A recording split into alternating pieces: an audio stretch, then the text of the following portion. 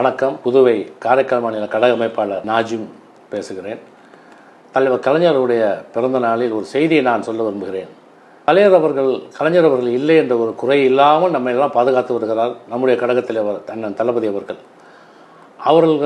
தலைவர் கலைஞர் அவர்கள் வாழ்கிற காலத்தில் எப்படி இந்த இயக்கத்தை நடத்தினார்களோ அல்லது ஆட்சியை நடத்தினார்களோ அதற்கேற்றாற்போல் இன்றைக்கும் கிஞ்சிற்றும் குறையில்லாமல் மக்களையும் சரி கழக தொண்டர்களையும் சரி பாதுகாத்து வருகிறார் தலைவர்கள். அவருக்கு நாம் என்ன கைமாறு செய்ய போகிறோம்? இதுதான் இன்றைக்கு நாம் எடுத்துக்கொள்ள வேண்டிய ஒரு உறுதிமொழி. இன்றைக்கு தலைவர்களுக்கு நாம் அத்தனை பேரும் பலமாக இருக்க வேண்டுமே தவிர பாரமாக இருக்கக்கூடாது என்பதுதான் இன்றைக்கு இருக்கக்கூடிய ஒரு உறுதிமொழியாக நாம் எடுக்க வேண்டும். ஏனென்றால் நம்மக்கிட்ட இருக்கக்கூடிய அனைத்து பிணக்குகளையும் தூக்கி எறிந்துவிட்டு தலைவருக்கு பின்னால் அணிவகுத்து நிற்போம் என்ற ஒரு உறுதியை நாம் எடுக்க வேண்டும்.